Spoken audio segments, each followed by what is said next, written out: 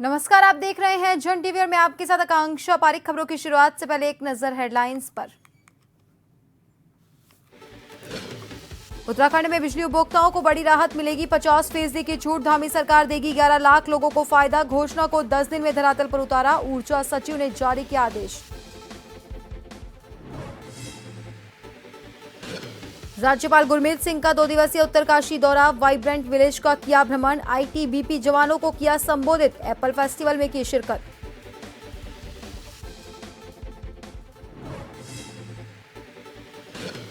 Take home ration scheme को निजी हाथों में सौंपने की तैयारी, महिला कांग्रेस ने देहरादून में किया प्रदर्शन, सरकार पर उठाए सवाल, पुलिस ने सचिवालय कूच से रोका।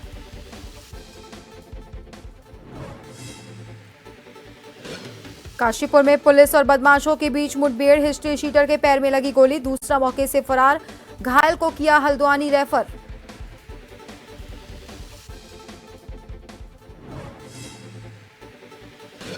और प्रदेश में करीब 205 सड़कें बंद, पिथौरागढ़ सहित कई जिलों में जनजीवन प्रभावित, आपदा प्रभावित क्षेत्रों में हालात सामान्य करने के निर्देश।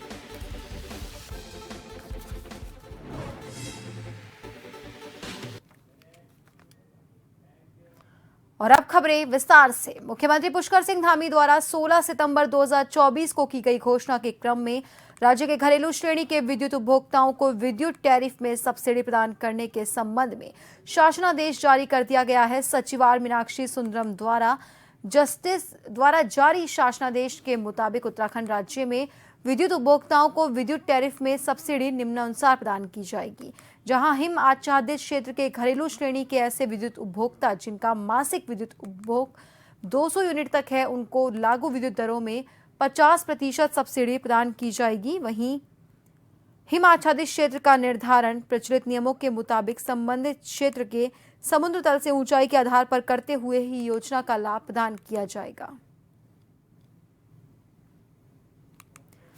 बता दें, अब घरेलू विद्युत उपभोक्ताओं को सब्सिडी मिलेगी, जहां पर सीएम के 10 दिन घोषणा करने के अंदर ही शासनादेश जारी कर दिया गया। देखिए, माननीय धामी जी का एक स्वभाव है किस प्रकार से जनता को किस चीज़ में कहाँ कैसे राहत दी जा सकती है। और आपने देखा कि ये भी मुश्किल से 10 दिन भी नहीं हुए, उन्होंने एक घोषणा की थी कि जो हमारे उपभोक्ता हैं 100 यूनिट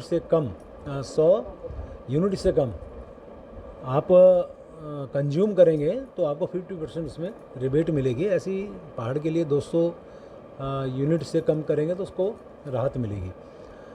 इसका नोटिफिकेशन जारी हुआ, इससे आप अंदाज़ लगा सकते हैं कि हमारी सरकार कितनी द्रुत गति से काम कर रही है। और ये कह सकते हैं जैसे ऊर्जा का वेग चलता है, उसी वेग से नोटिफिकेशन जारी हुआ और जनता को इससे बहुत बड़ी राहत, बहुत अच्छी राहत उनको मिलेगी। क्योंकि हम लोग जो हमारे सामान्य लोग हैं, गरीब लोग हैं, माननीय मोदी जी इधर हमारे धामी साहब जिस प्रकार से उनको राहत देने का काम करते हैं, मैं उनको बहुत धन्यवाद दे रहा हूँ।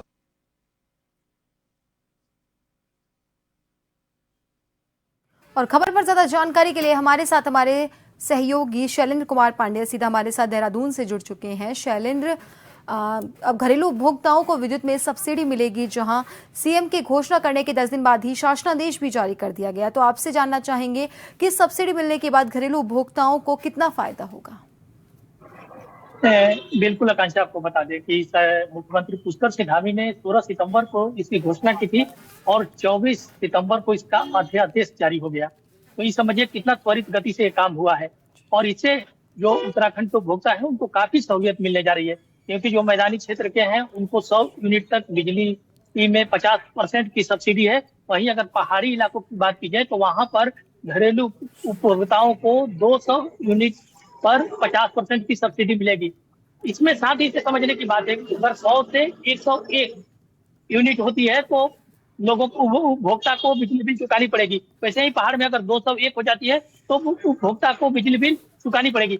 लेकिन सबसे बड़ी बात है कि जो छोटे परिवार हैं उनके लिए 100 यूनिट और पहाड़ों में 200 यूनिट बिजली काफी मायने रखती है। और उस पर जो सरकार 50% की सब्सिडी दे रही है, इससे गरीब आदमी और छोटे जो परिवार के लोग हैं उनको काफी राहत मिलेगी। आकांक्षा।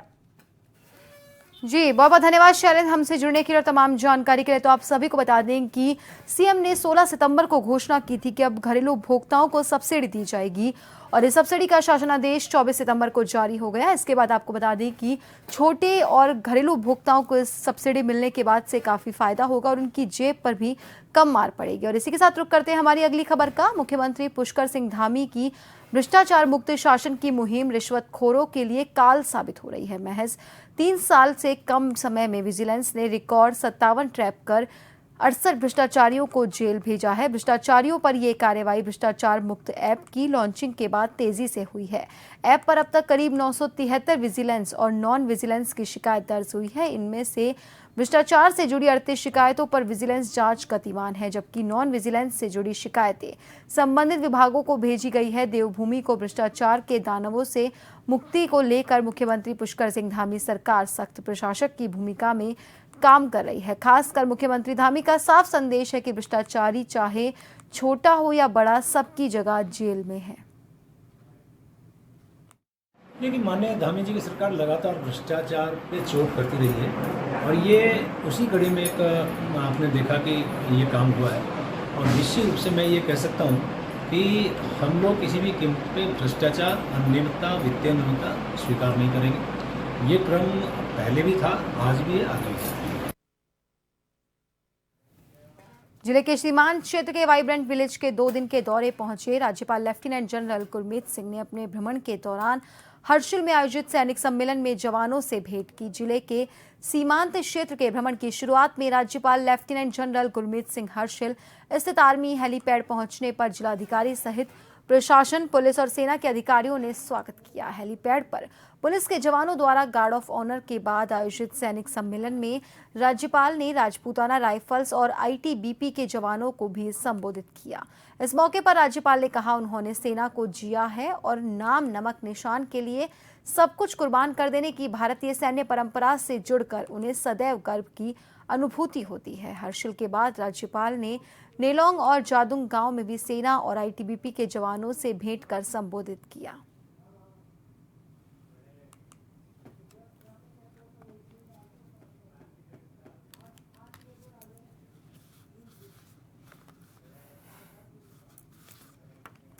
उत्तरकाशी सीमांत क्षेत्र हर्षिल वाइब्रेंट विलेज के 2 दिवसीय दौरे के अंतिम दिन राज्यपाल लेफ्टिनेंट जनरल गुरमीत सिंह ने सेब की बागवान देखते हुए प्राकृतिक सौंदर्य की खूब तारीफ की। हर्षिल घाटी की खूबसूरत वादियों में ग्रामीणों के साथ एप्पल फेस्टिवल बड़े उत्साह के साथ मनाया गया। नागरिकों और ग्रामीण महिलाओं के साथ संवाद कर लोक सांस्कृतिक आदि कार्यक्रमों का मंचन किया गया। महिलाओं को टोपी पहनाकर स्वागत और सम्मान दिया गया। हर्षिल घाटी में प्रकृति का आशीर्वाद, यहाँ पर मां गंगा की धारा कल बहती हुई। यहाँ सभ्यता और संस्कृति देश दुनिया में सबसे अलग दिखती है, जिसकी जितनी तारीफ की जाए उतनी ही कम है। सेब के उत्पादन को किस तरह से बढ़ावा दिया जाए, इस पर विशेष ध्यान दिया जाएगा।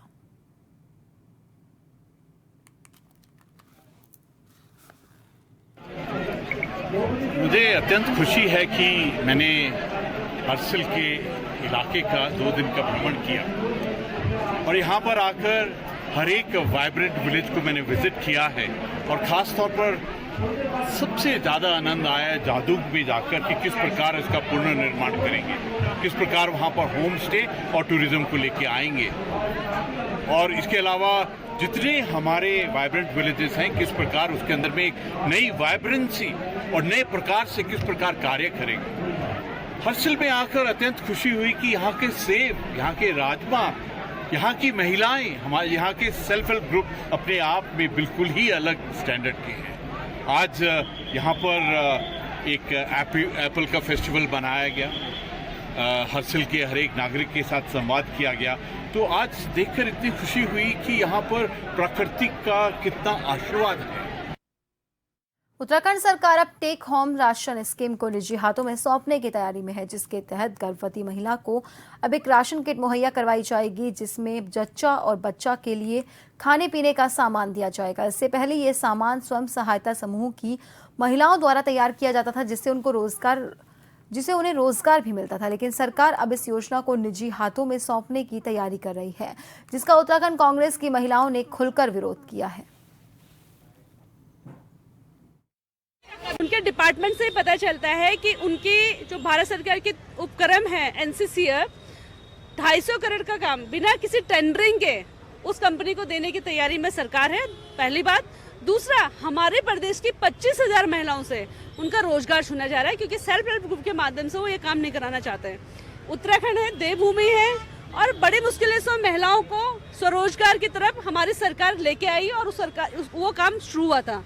आज अगर हमारे प्रदेश की महिलाओं से उनका स्वरोजगार छीना गया तो आज हमने सचिवालय घेराव किया। ये शुरुआत थी, कल हमारे पूरे प्रदेश में पत्रकार वार्ता है, उसके बाद हम जिले वाइज एसडीएम और डीएम का घेराव शुरू कर रहे हैं, और उसके बाद हम मुख्यमंत्री आवास का घेराव इस मुद्दे पे करेंगे, और जरूरत पड़ी तो हम भूख हड़ताल पे भी बैठेंगे। और खबरों में रुकेंगे एक छोटे से ब्रेक के लिए।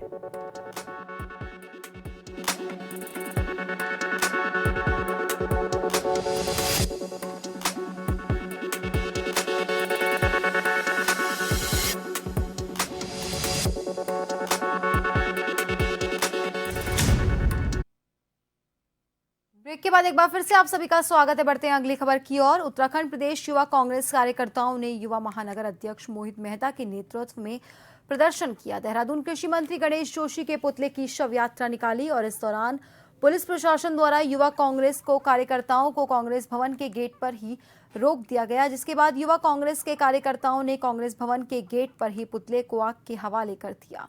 कांग्रेस नेताओं ने कहा कि कृषि मंत्री गणेश जोशी पर आय से ज्यादा संपत्ति अर्जित करने के आरोप है। अदालत द्वारा मंत्रिपरिषद से निर्णय लेने के निर्देश धामी सरकार को दिए गए हैं, लेकिन बीजेपी के प्रदेश अध्यक्ष और नेता मंत्री के भ्रष्टाचार का बचाव करते हुए दिख रहे हैं। हमने प्रदेश सरकार के खिलाफ ये प्रदर्शन इसलिए कराया क्योंकि प्रदेश सरकार सो रही है। प्रदेश में जितनी भी घटनाएं महिलाओं के खिलाफ हो रही है उनका ध्यान आकर्षित करने के लिए हमें आज मजबूरन प्रदेश सरकार का शव यात्रा निकालनी पड़ी है, और इस शव यात्रा में भी उन्होंने पुलिस बल द्वारा हम पे दबाव बनाकर हमारे कांग्रेस भवन के गेट से बाहर भी इस यात्रा को नहीं निकालने दिया। इस तरीके से सरकार इतने दबाव में विपक्ष से काम करवाएगी, इतना डरी हुई है सरकार, बौखला के वो अनर्गल बयान दे रहे हैं। और जो कृषि मंत्री है हमारे प्रदेश में गणेश जोशी जी, उनके आय से ज्यादा उनकी संपत्ति पाई गई है, उसके खिलाफ कार्रवाई करने वालों के खिलाफ मुकदमे किए जा रहे हैं। तो हम इसके खिलाफ प्रदेश सरकार को चेतावनी देना चाहते हैं। अगर उन्होंने महिलाओं के खिलाफ ये तो अत्याचार हो रहे हैं, और प्रदेश में जो भी भाजपा सरकार के द्वारा जो लोग सम्मिलित हैं इन चीजों में, उनके खिलाफ अगर प्रदेश सरकार कार्रवाई करने के लिए सक्षम नहीं है तो उन्हें अपना इस्तीफा दे देना चाहिए। और अगर वो ये नहीं करती तो हम प्रदेश में आगे आने वाले समय में एक बड़ा आंदोलन करेंगे सरकार के खिलाफ। हरिद्वार रुड़की विकास प्राधिकरण के वीसी अंशुल सिंह के शहर को सुंदर और हरा भरा बनाने की मुहिम तेज हो गई है। अंशुल सिंह रुड़की आसफ नगर में निर्माणाधीन प्राधिकरण की कॉलोनी को लेकर बेहद गंभीर नजर आ रहे हैं, जिसके चलते उन्होंने यूपी सिंचाई विभाग के साथ साथ तहसील प्रशासन की टीम के साथ मौके पर पहुंचकर निरीक्षण किया। इस दौरान उन्होंने प्राधिकरण द्वारा बनाई जा रही कॉलोनी में जल निकासी के मामले को गंभीरता से लिया और अधिकारियों को इसका समाधान खोजने के सख्त निर्देश दिए। कहा कि जल्दी ही रुड़की शहर में लोगों को एक बेहतर कॉलोनी गंग नहर किनारे मिलेगी। इस दौरान यूपी सिंचाई विभाग के अधिशासी अभियंता विकास त्यागी ने कहा, गंग नहर में किसी तरह का ड्रेनेज सिस्टम नहीं होने दिया जाएगा। आज हमारी यूपी इरिगेशन के साथ जॉइंट इंस्पेक्शन हो रहा है। इसमें विजिट्स का हमारा ये है कि कई जगह हमें वाटर के इश्यूज आते हैं, कि निकासी के इश्यूज आते हैं। खासकर आसफ नगर में जो हमारी परियोजना बन रही है उसमें निकासी का योजना, तो उनसे हम लोग सजेशंस ले रहे थे। नहर में अगर पानी डाल सकते हैं तो क्या उसके लिए क्या प्रक्रिया रहेगी, अगर नहीं डाल सकते हैं तो क्या ऑल्टरनेटिव सोल्यूशंस रहेंगे।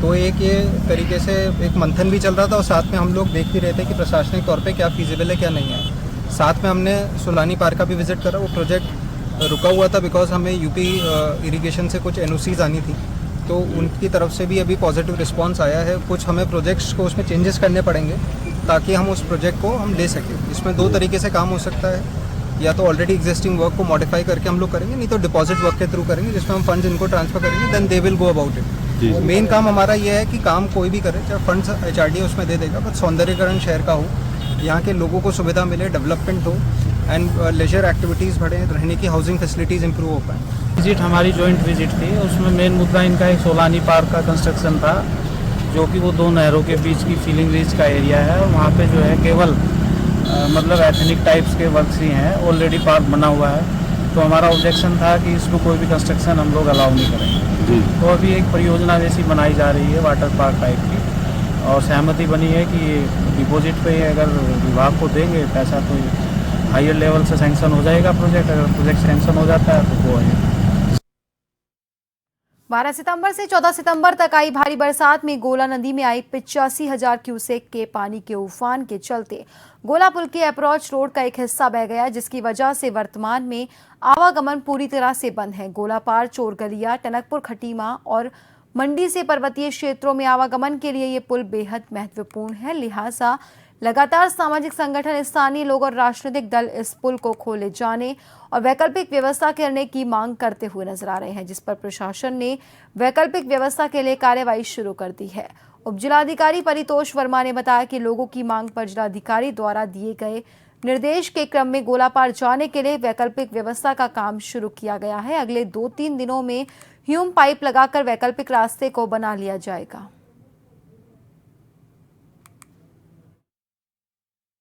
देखिए, जो अत्यधिक बारिश और गोला में अत्यधिक बाढ़ के कारण जो पुल बहा है, पुल की अप्रोच बही है, उसी को दृष्टिगत रखते हुए, क्योंकि उसमें अभी समय लगने की संभावना NHAI द्वारा बताई गई है, तो वैकल्पिक मार्ग जो पुराना हमारा गाँव वाले यूज़ करते थे उसको तैयार किया जा रहा है और वन विभाग द्वारा एक कार्य प्रारंभ कर दिया गया है और 2-3 दिन के अंदर उसको कार्य को कंप्लीट करके यातायात सुचारू करने के प्रयास किया जा रहा है। जसपुर क्षेत्र में पुलिस और 2 बदमाशों के बीच हुई मुठभेड़ में एक बदमाश के गोली लगने से वो घायल हो गया, जबकि उसका साथी मौके का फायदा उठाकर फरार हो गया। घायल बदमाश को काशीपुर के राजकीय अस्पताल लाया गया, जहां से उसे हल्द्वानी रेफर किया गया। घटना देर रात की बताई जा रही है। जसपुर के सुतमिल क्षेत्र में पुलिस वाहन की चेकिंग कर रही थी और इसी दौरान 2 बाइक सवारों पर शक होने पर पुलिस ने इन्हें रोकने का इशारा किया तो बाइक सवारों ने फायरिंग शुरू कर दी। अचानक हुई फायरिंग से पुलिस एक्शन में आ गई और बाइक सवारों का पीछा किया।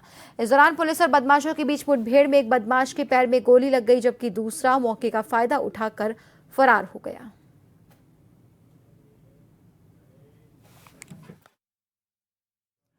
खानपुर तुगलपुर में चल रहा भगवान शंकर इंटर कॉलेज लंबे समय से विवादों में घिरा हुआ है। यहां कभी जमीन घोटाला, कभी नियुक्ति घोटाला तो कभी छात्रवृत्ति घोटाला जैसे विवादों में भगवान शंकर इंटर कॉलेज का नाम अक्सर सुर्खियों में आता ही रहता है। इस बार शिकायतकर्ता द्वारा नियुक्तियों को लेकर उपजिलाधिकारी को प्रार्थना पत्र देकर जांच की मांग की गई है। लक्सर उपजिलाधिकारी ने जांच निर्देश जारी कर दिए हैं।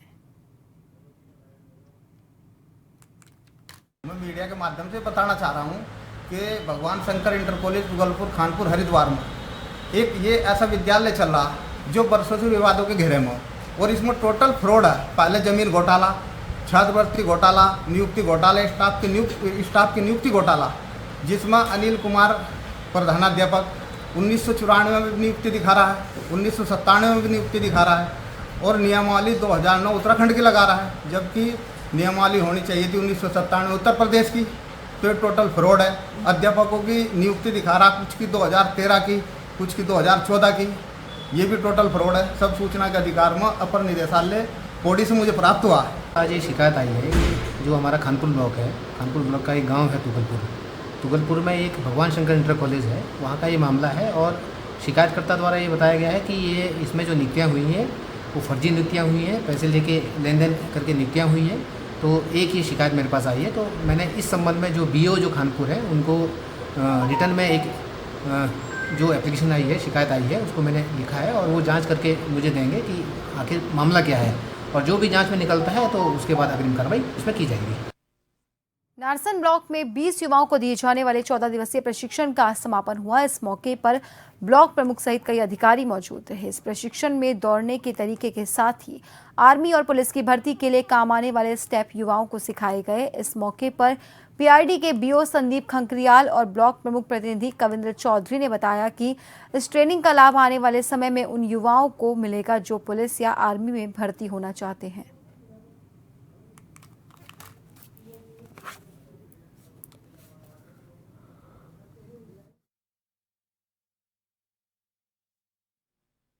सच बात यह है, इससे पूर्ववर्ती जो भी सरकार रही है, इस देश के आदरणीय प्रधानमंत्री नरेंद्र मोदी जी की जब से आए हैं तो युवाओं को लेकर, उनके भविष्य को लेकर हर समय चिंतित दिखाई देते हैं और वो चीज हमें धरातल पर भी देखने को मिलती है। उसी कड़ी में इस देश के मुखिया आदरणीय श्री पुष्कर धामी द्वारा जो योजनाएं केंद्र से संचालित होती हैं और कुछ योजनाएं जो राज्य से संचालित होती हैं, उन्हें धरातल पर उतार कर आम जन तक जिसका उसे लाभ होना चाहिए उस तक पहुंचाने का काम आदरणीय पुष्कर सिंह धामी द्वारा किया जा रहा है। और उसका सीधा सीधा लाभ हमारे ब्लॉक के माध्यम से, हमारे जो अधिकारी हैं उनके माध्यम से, इस विभाग के माध्यम से हमारे क्षेत्र के जितने भी युवा हैं उनको सीधा पहुंचे, उसका लाभ उस आम जन तक पहुंचे जिसके वो हकदार हैं। युवा कल्याण एवं प्रांतीय रक्षक दल विभाग द्वारा एक योजना चलाई जा रही है भर्ती पूर्व सैन्य प्रशिक्षण, जिसका उद्देश्य यहाँ के लोगों को, यहाँ के मुख्यतः युवाओं को, जो बच्चे जो आर्थिक रूप से कमजोर हैं उनको शारीरिक दृष्टि से क्योंकि वो स्ट्रांग रहते हैं, तो उनको एक सही दिशा दिखाने के लिए सरकार द्वारा, विभाग द्वारा ये कार्यक्रम चलाया जा रहा है, जिससे वो हमारे अर्धसैनिक बलों में, पैरामिलिट्री फोर्सेस में, आर्मी, नेवी, एयरफोर्स, इसके अलावा भी जैसे हमारी पुलिस फोर्स है उसमें उनको जो है प्रतिभागिता उनकी बन सके, वो उसमें अपना प्रतिभाग कर सके और अपना स्थान पा सके। इस उद्देश्य से हम ये कार्यक्रम चला रहे हैं। और फिलहाल के लिए बुलेटिन में इतना ही। बने रहिए जन टीवी के साथ। नमस्कार।